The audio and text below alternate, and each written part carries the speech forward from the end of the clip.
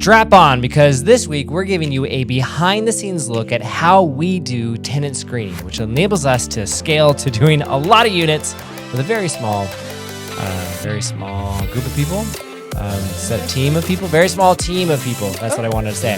Yeah, so we're going to be talking about that this week on the Furlough Capital Real Estate Podcast, where we dive into the intricacies of passive real estate investing, which includes amazing tenant screening, so that, oh my gosh, we can invest in both properties. No. We dive into the intricacies of passive real estate investing. Oh, yes.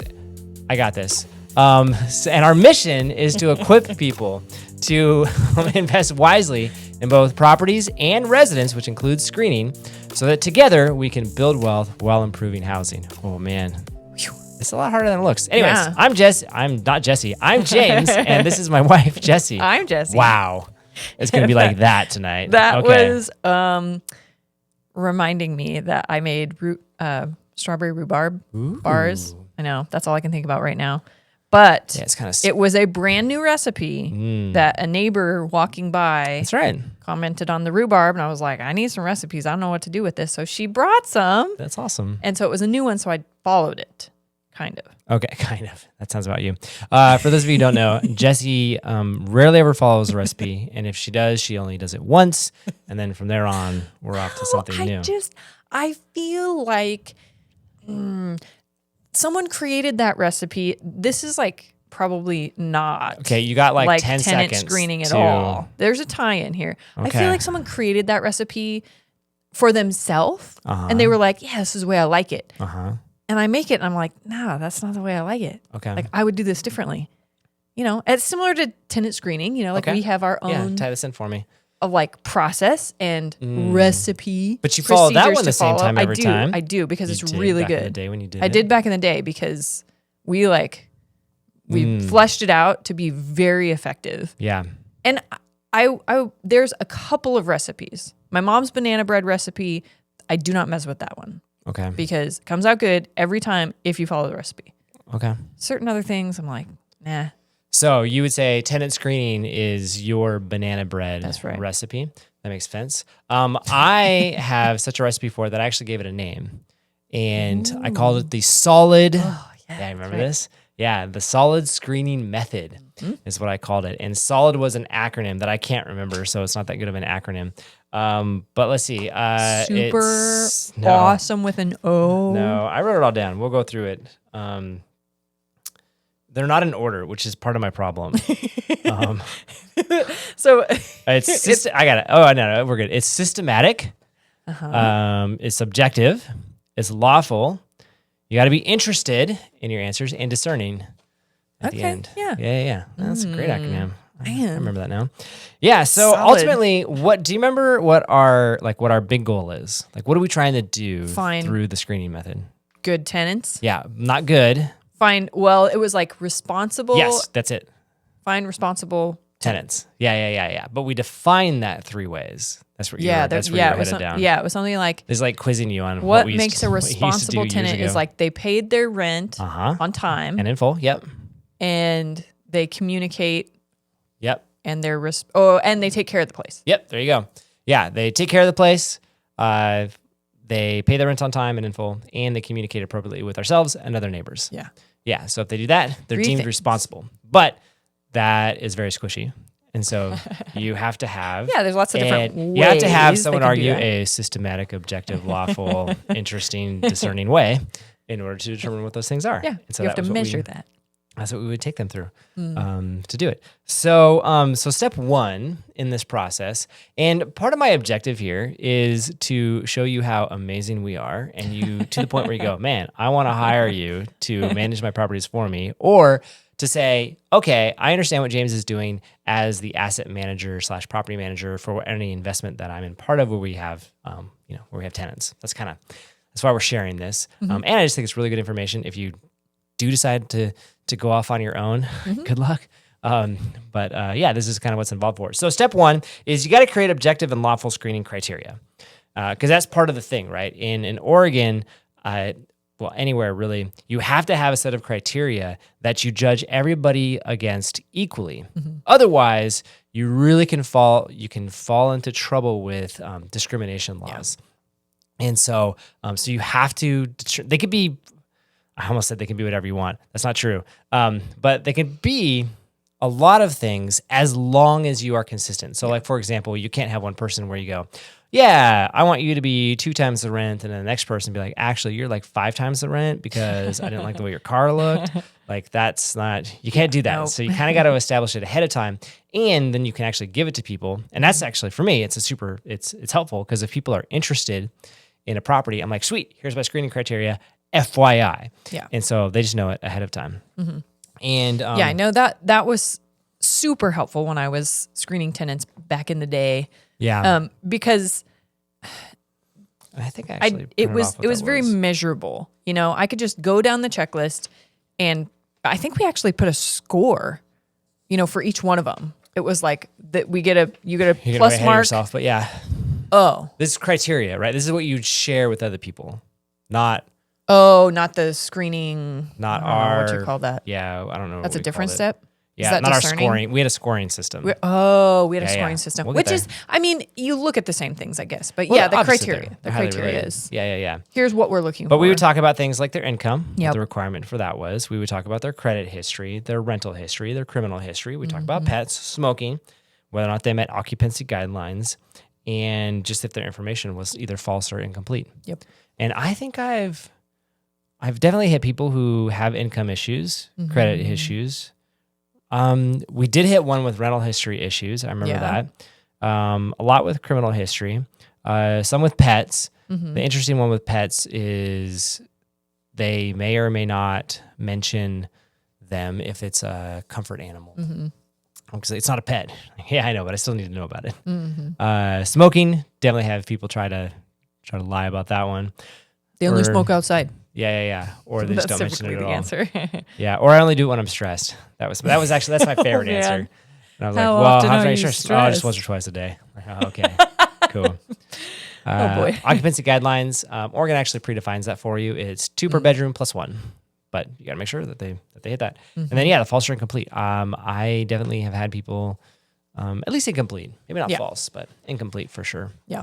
But yeah, so that's got to come up with the screening criteria. That's step 1, and that is our objective and lawful. That's the OL.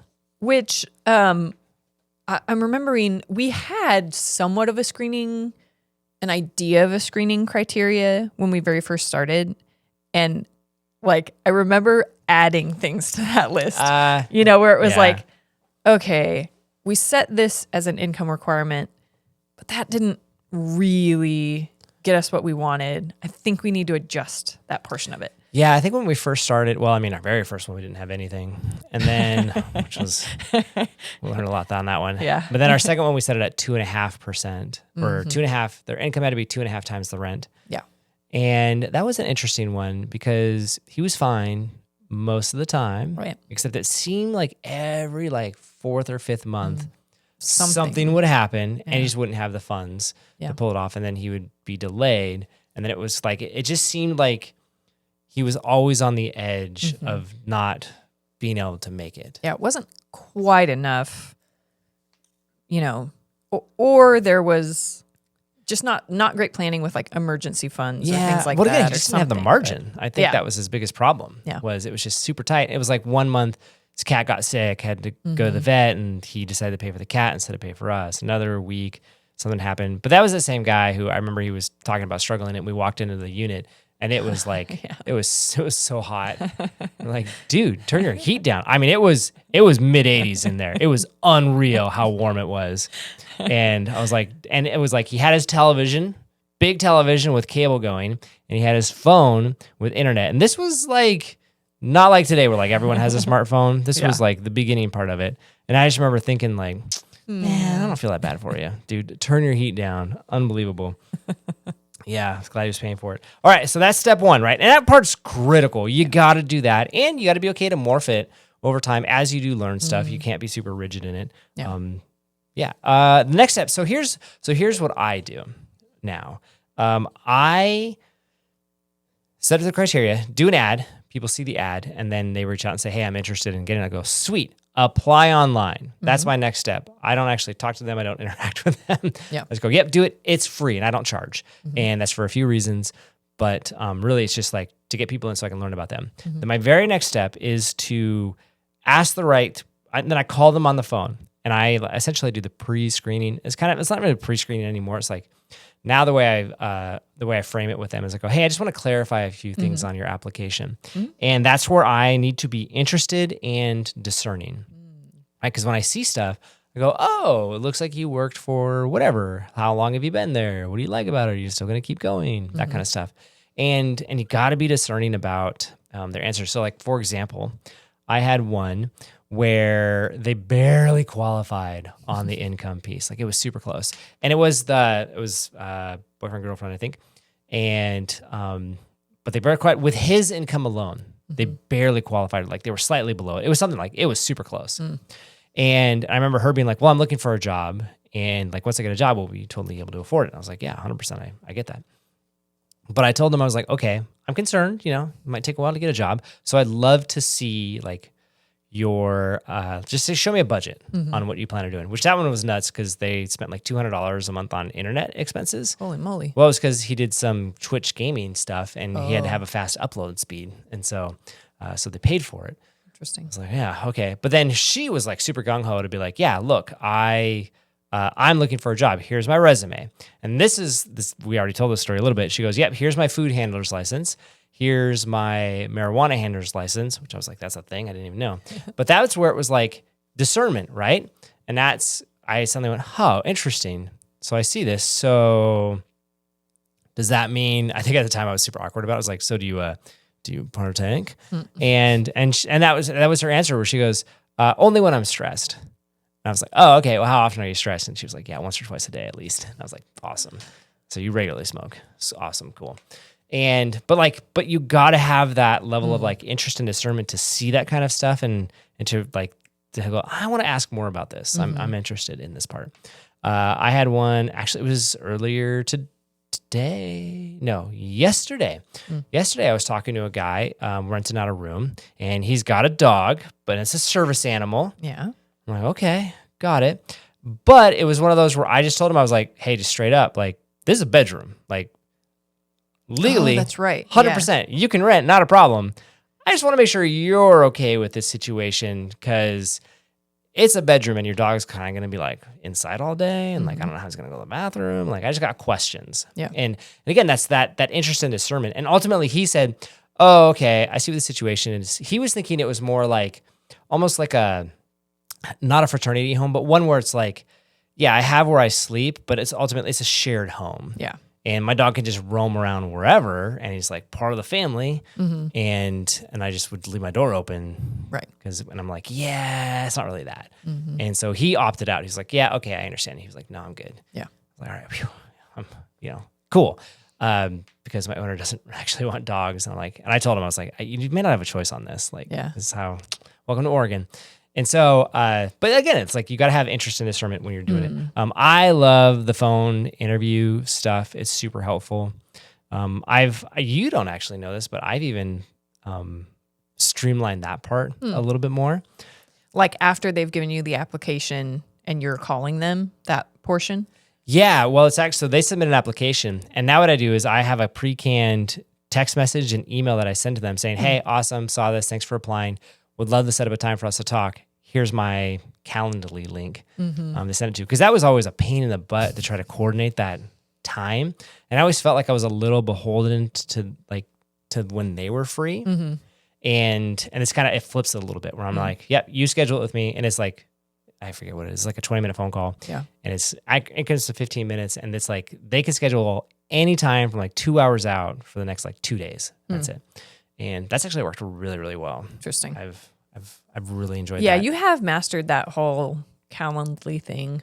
Dude, I'm a Calendly master. Do not like to give up control of my calendar and like have people add things. I like to determine like when I have certain conversations and stuff. Yeah, that's fair. But I get it. I get the positive side of, well, and they set it up. Every once in a while, like you'll notice I have a section where I go just block.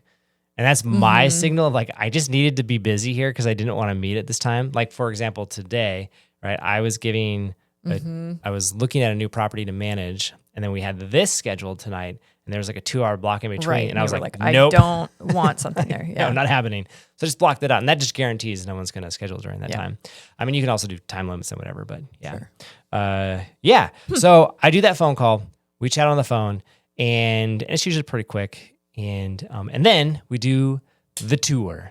The tour. Da, da, da. And I think I was like, I remember at one time I wrote a blog post about it, and I was like, how to make like the tour a walk in a park or something like that. I was trying to do some sort of Top Gun thing. There's lots of different ways you can do it. There's the one-on-one meeting. There's like an open house. You can give them a lockbox. Oh yeah.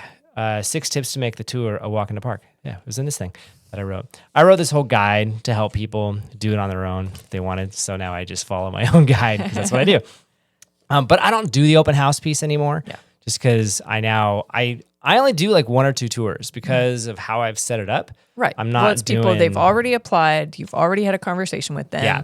And usually I'm telling like by that point, and they haven't spent any money, and I'll tell them like, hey, the next step is to go through the validations process where you'll get a background credit check. Right. But before you spend any money, let's just verify that you actually want the place. Make sure you actually like this place. And then it's like, and then I go, and once you've done a tour and you like it, boom, we're moving on to the next step. Just let me know. And so it's so much better to do it that way. Because like I said, I do 1, maybe 2 tours. Yeah. That's it. The thing I like about this screening method is it totally flips the time and energy that you have to put into things. Right. Where it's like you're putting your time and energy into already qualified, interested tenants who are responsible because you've screened them and you've asked the questions and you've followed up. You're not just spending hours walking people through who you would never rent to in the first place. Right.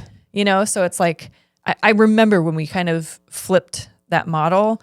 We were super nervous at first because it was like, what if people don't really apply? Like, what if they won't, will people apply if they don't know what the property's like, they haven't seen it? And it's like, oh yes, they absolutely do. Yeah. So it was I get there's the concern of like scams and stuff online, but I'm also like, it's free. Like if this is a scam, it's a really bad one.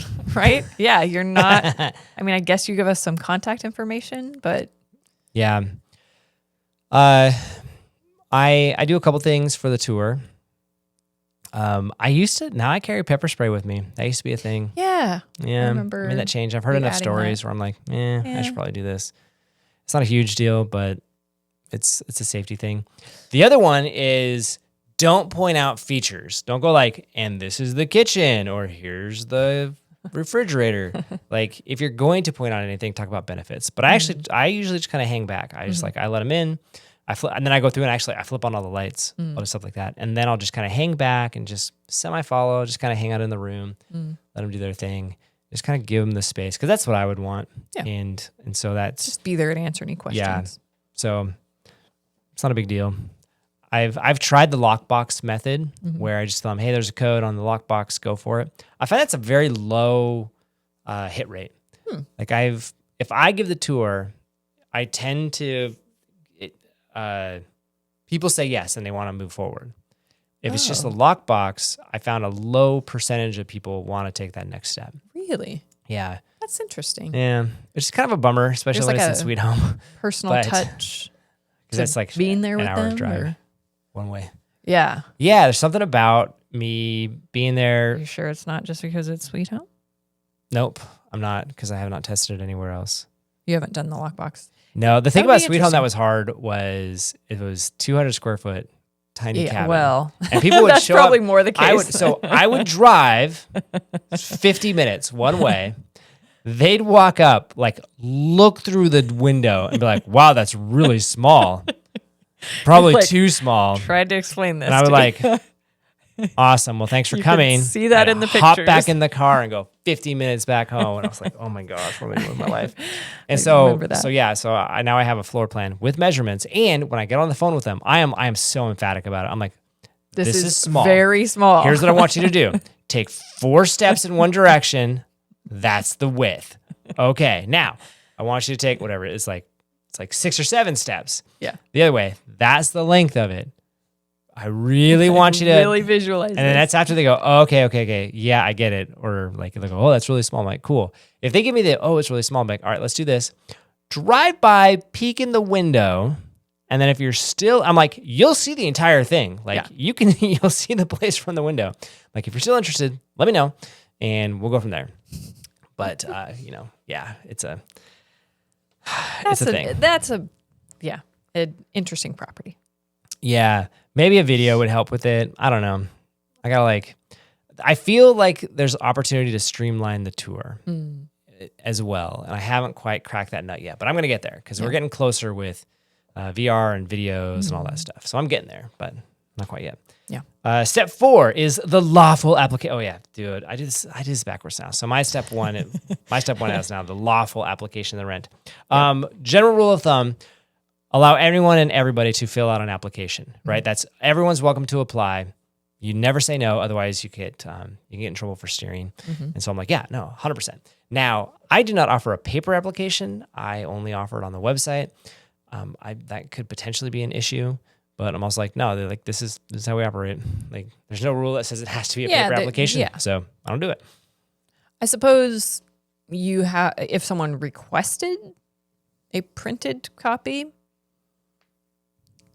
you would give it to them? I don't know. Nope, I would not. I'd be like, go to the library. You can figure this out.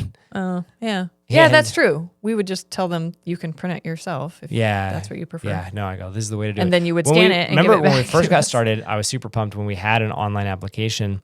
I used to have business cards. They were like these little, and they had a key on one side. It was a picture of a key. Then the other side, it was a URL that was like, go here to apply. And it was like a Google form or something like that. Yeah. That I had created. And the original online application. I know. I was trying to figure it out. I was so cool with that. I was so cool with that key. But now it's like, I just like in the posting, like, if you want to apply, here it is. There's a link. And then they ask me on Facebook Marketplace all the time, is it still available? I'm like, yes. Step 1 is visit this URL to apply. Go from there. Another rule for applications, that's a good one, is to screen them in the order in which you receive them. It's this whole discrimination thing is a problem. In theory, you could say, hey, this thing's open, and we're going to get as many applicants as we can, and then we will screen them, and we will, quote, choose the best from them. The problem is, what do you do if you have multiple people who pass your screening criteria? Now, how do you choose who the best is? Yeah. And it's hard. Perhaps you can do it without running into some discrimination issues, but it's extremely difficult to at least prove that in court. Because all they have to do is, and in Oregon, like, they just complain and like, boo, wheels come off. So if you do them in order, problem solved. First one to pass the screening criteria wins. Yeah. And so, and if you have good criteria, then you're okay with that. yeah. So lawful application, do them in order. Once you receive that, pre-screening phone questions, be interested, show discernment. Then you do a tour like a boss. And then you want to trust but verify everything, again, with interest and discernment. Some more of that, please. And so you just ask for a bunch of the stuff. And again, you're just trying to prove out like, give me I want your copy of your identity, your ID. I want proof of income verification. I'm running the background. I'm running credit check. Yeah. Talking to previous landlords, all the stuffs. Try to figure out. You verify it all. What's up with them? So I have a follow-up question to the application, the actual document that you use. Yeah. Is there something within each state like that is an official legal rental application? Or No. I guess a lease would There's be. just stuff you can and can't ask about. Okay. So you could create your own set of questions that you're asking for someone to apply. Totally.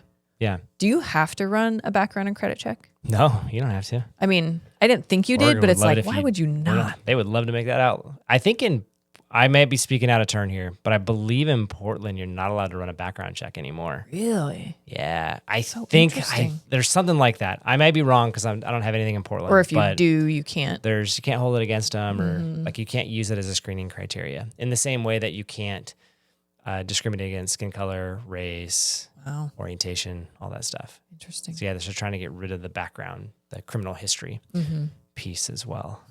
Yeah, yeah. I also had this other question as you were talking about having this discernment in conversations and as you're looking through their information, are there any common red flags that pop up that you're regularly like, oh boy, here we go? Well, yeah, usually it's pretty clear. Like if you have your listing and their very first message is something like, do you accept felons? Oh man. That's when you're like, all right, I know where this is going. That's a red flag. Okay. Tell me more. Yeah. That's definitely a red flag. I mean, just let me think about other red flag Which stuff. in Portland, apparently, you would say Answer's yes. yes? I actually get that question a lot about accepting HUD payments.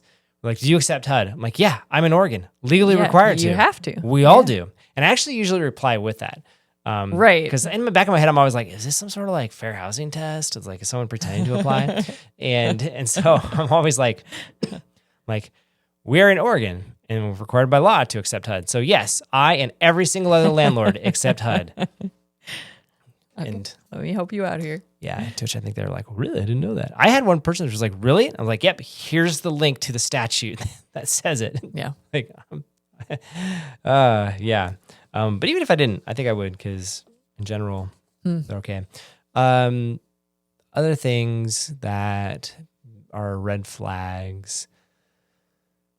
I mean, for me, the red flag, I obviously like the smoking's a thing. Oh, another red flag would be if you've got a lot of people trying to cram into a small space. Oh, yeah. That's was like just not a normal amount, right? We're like, Right. yeah, it's me and my girlfriend and her mom and like my little brother. Like, what? Like just like this conglomeration of people. Or even if it's like, yeah, we got like 3 friends and or it's usually 3 is not too bad. But like, yeah, we're random people and we're gonna make it work. Like, oh, okay. That means, and that's usually what happens is it's through the 3 of them, they barely qualify for the 3 times rent. That's the other, like, it's probably the one thing, if I were to refine my criteria, would be how do I, because we've had that where it was like we had 5 people apply for a 3-bedroom place. And we're like, okay, technically, like we're under the occupancy limit, so we're cool. And even though we only had 1 bathroom and they were mixed genders, so that we could have said something. But but they barely qualified. They were just over the 3x limit. Yeah. I was like, you have 5 people and you barely qualify. I'm like, that's a red flag. Yeah. Because it's like, yeah, which if I were smart, it would be some sort of weird algorithm where it's like 3x per like for the first 2 people or something, excluding kids. And then for each additional adult, we add like half an X requirement or something. Sure. So in that case, it would have been like the first 2 or 3. I can do this.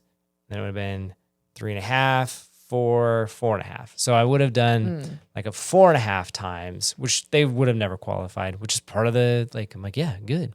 But as long as you're consistent and that's what you're written down as your rule, sweet, you can do it. I just have never gotten that sophisticated about it. Mostly because in situations like that, there's something else inevitably that comes up. Right. Yeah, it's very, it seems like it was very rare that everything looked great except for just one thing. Right. You know, it was kind of like, okay, that's a little concerning over here. They said something about smoking or they didn't quite qualify. And then once you started asking more questions and digging, it was like, okay, there's actually more here that you're not, you know. Yeah, you don't quite non-starters hit for the me, criteria. Income, I'm kind of like, man, you got to be there. Like, Yeah. I've had too much experience of trying to help Trying to people make it out. work. Yeah. It just doesn't work. That's a non-negotiable for me. The non-smoking, non-negotiable for me. Those are probably the 2 big non-negotiables I have. Yeah. Everything else, like, man, we can work with you. We can talk about it. And then we like you started into, we have a scoring thing, and we have it's like an 18-point checklist where it's all those different pieces and the screening criteria just broken out into objective criteria. And if anyone ever wanted to see it, like, This is here it what is. we did. Here's the score. Here's why we accepted you or didn't or whatever. And it works pretty well. Has been my experience. I mean, honestly, I'm at a point now where I can see an application and I've got like, I know if I'm going to accept it. Yeah, or not, you have the if mental they'll checklist. pass. Yeah. And then I get on the phone and I'm like, oh yeah, 100%. Like, Yeah. we're good to go. Yep. But I still run through the entire process, Yep. and because you never know. And part of it's too, like, I want them to have experienced running through the entire process to know, like, oh, this is a landlord who will check on things.